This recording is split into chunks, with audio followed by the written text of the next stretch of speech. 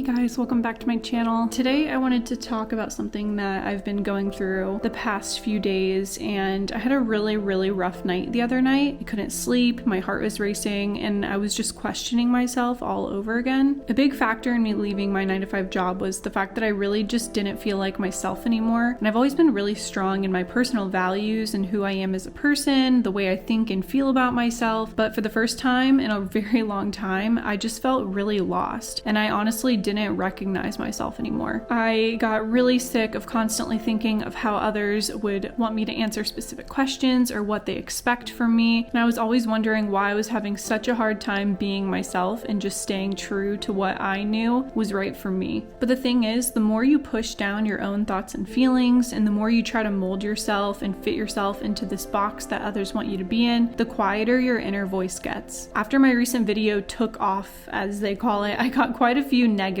comments. Some were just plain rude, others were questioning my intentions, and crazy enough, some were even calling me a straight up liar. It honestly scared me how quickly I fell right back into my old patterns from my time at my 9-to-5 job. I was immediately thinking about what I said in my video, how I titled the video, and anything else that I might have done that made others respond the way they did in the comments. And that is when the anxiety came.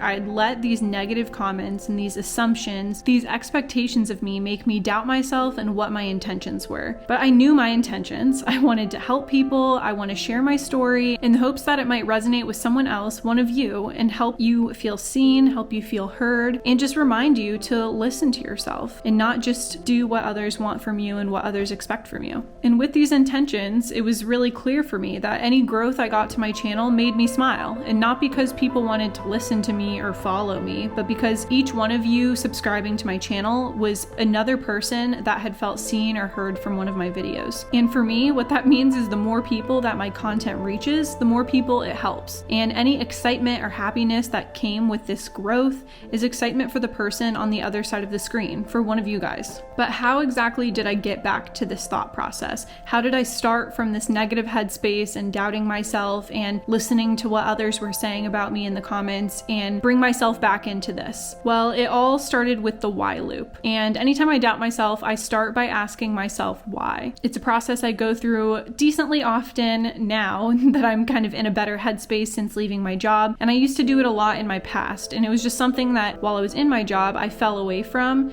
So today I just wanted to share with you guys what that process looks like and how it helps me get back to who I am and get back to my true self. So I think the easiest way to explain it is to start with an example from this situation. The anxiety started when someone commented that I was trying to follow trends just to stand out from the crowd by putting "I don't dream of labor" into my title and my video. So I initially just asked myself why I added the trend into the title in the first place. And of course, the answer pops into your head immediately when you ask these questions. For me, there was two reasons why. One, it was to distinguish the concepts in my video from the trend and the movement as a society into something that is personal and based off of your own experiences. I was basically trying to show others that your inner voice is the most important. And for me, and maybe many others, the trend or the movement wasn't any reason why they were leaving their job. And number two, yes, I did want to follow a trend to hopefully get more traction to my video, which immediately led me to my next why. Why did I want more traction on my video? Was it to gain fame, like the comment I received seemed to suggest? And immediately my brain said, of course not, Paige. It was so that the topic or concepts that I discussed in the video would be seen and heard by others. That's why I wanted more traction on my video. More traction meant more people viewing the video. More people viewing the video meant what exactly? Why did I want others to see and hear the video? Am I that obsessed with others hearing my thoughts? Do I think my opinion is superior? Of course not. I told myself again, I want to empower others to listen and trust their own voice. And that was the purpose of the video, and all of my videos for that matter. So I guess in a sense you could say that I do think my opinion is superior, but it's only superior when it comes to my own life and decisions, because our own opinions are shaped by our own thoughts, feelings, and experiences, which are the most true things we can trust in this world. I will never regret something that I decided based on my own intuition and values, based off of my own opinions, from my own feelings, experiences, thoughts, because any decision I make based off of those things is the best decision that could have ever been made for me. Keyword for me.